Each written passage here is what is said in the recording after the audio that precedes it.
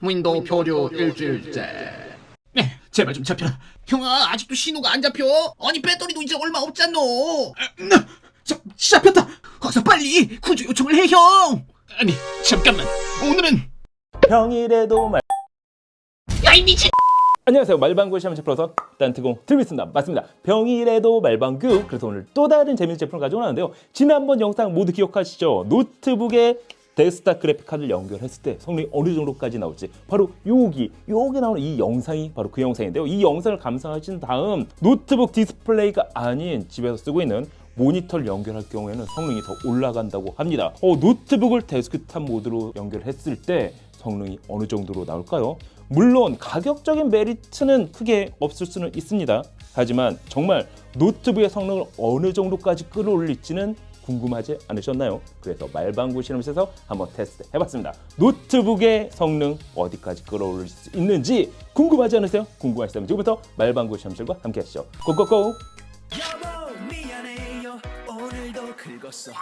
자, 오늘 노트북을 데스크탑처럼 사용하기 위해 갤럭시북 플렉스 최상위 모델 그리고 갤럭시 RTX 2060 슈퍼, 지난번과 달리 이번에는 펜이 3개짜리로 준비를 해봤는데요. 아무래도 발열을 잡기 위해서는 펜 2개짜리보다는 펜 3개짜리가 보다 효과적이겠죠. 과정을 짧게 소개하면 이렇습니다. 일단 갤럭시북 플렉스에 그래픽 카드를 탑재한 eGPU를 연결합니다. 그리고 화면 출력을 노트북 디스플레이가 아닌 게이밍 모니터에 DP 케이블로 연결해주면 되는데요.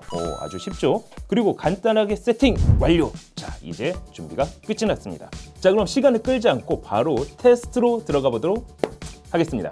그래픽카드의 성능 어디까지 끌어올릴 수 있을까요? 일단 파이어스 트래크 벤치마크 점수 기준 내장 그래픽카드 MX250은 2681점, 그래픽스 코어는 2813점, 그리고 eGPU 사용 시 12323점, 그리고 그래픽스 코어는 13746점이 나왔습니다. 마지막으로 노트북을 데스크탑 환경처럼 사용했을 경우 14795점, 그래픽스 코어는 18066점이 나왔는데요. 노트북 디스플레이를 사용했을 때와 달리 4320점에서 높게 나왔습니다. 확실히 노트북을 데스크탑처럼 사용해보니 그래픽 퍼포먼스는 더 높게 나왔는데요. 데스크탑용 CPU가 아닌 점을 감안하면 그래픽 성능은 최대치까지 끌어올린 것으로 보여집니다.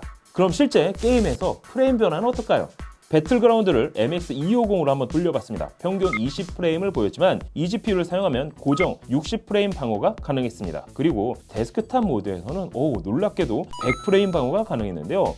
사실 갤럭시북 플렉스의 디스플레이는 60Hz를 지원합니다. 하지만 데스크탑 모드로 사용할 경우 외부 모니터를 144Hz 게이밍 모니터로 연결할 수도 있는데요. 이럴 경우에는 보다 더 쾌적한 환경에서 게임을 즐길 수가 있게 되는 거죠. 이번에는 포르자 호라이즌 4 벤치마크를 돌려봤습니다. MX250에서 평균 14.8프레임, eGPU 모드에서는 평균 88.1프레임, 그리고 데스크탑 모드에서는 88.9프레임이 나오는데요. 전체적으로 CPU 성능도 올라갔지만 생각보다 프레임 변화는 크지 않았습니다. 그래도 이 정도면 솔직히 웬만한 게이밍 PC와 비교해도 손색이 없을 정도긴 했는데요. 이번에는 콜 오브 듀티 모던 워페어 리부트를 실행시켜 봤습니다. MX250에서는 평균 23프레임을 보였습니다. 그리고 eGPU 모드에서는 고정 60프레임, 마지막으로 데스크탑 모드에서는 평균 90프레임을 보였는데요. 비교하면 할수록 확실한 성능 차이를 보이고 있었습니다. 자, 그럼 레이트레이싱 점수는 어느 정도 차이를 보일까요? 그래서 3D마크, 포트 로얄 벤치마크를 돌려봤습니다. eGPU 모드에서는 4250점, 하지만 데스크탑 모드에서는 4382점이 나왔습니다. 확실히 점수가 높게 나오긴 했지만 레이트레이싱 점수에서는 큰 차이를 보이지는 못했는데요. 자, 그럼 실제 게임에서 레이트레이싱 점수는 어느 정도 차이를 보일까요? 배틀필드 5에서 레이트레이싱을 활성화시킨 다음 eGPU 모드에서 플레이를 해봤습니다. 그 결과 평균 50프레임 정도를 유지했는데요. 하지만 데스크탑 모드에서도 평균 50프레임을 보여줬습니다. 레이트레이싱에 있어서는 체감할 정도의 변화는 없었습니다. 그럼 실제 데스크탑과 노트북 데스크탑 모드는 어느 정도 성능 차이를 보일까요?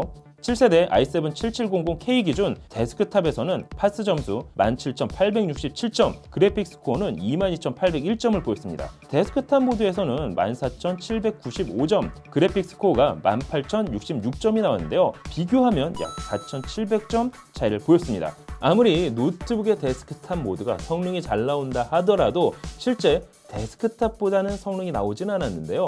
그래도 노트북의 성능치를 최고로 끌어올릴 수 있다는 점에서는 나름 의미 있는 테스트였긴 했습니다. 자, 그럼 중요한 가격은 어떨까요?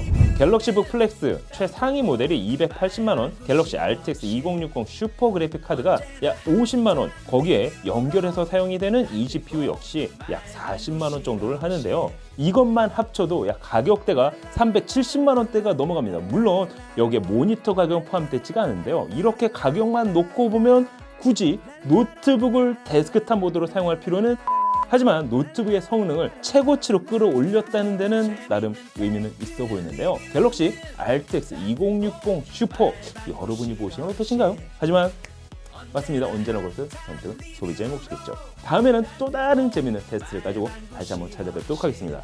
지금까지 말방구 시험 10%서 딴뜨공 데이비스였습니다. 감사합니다. 여러분 안녕. 짠. 여기도 나만서 달렸네.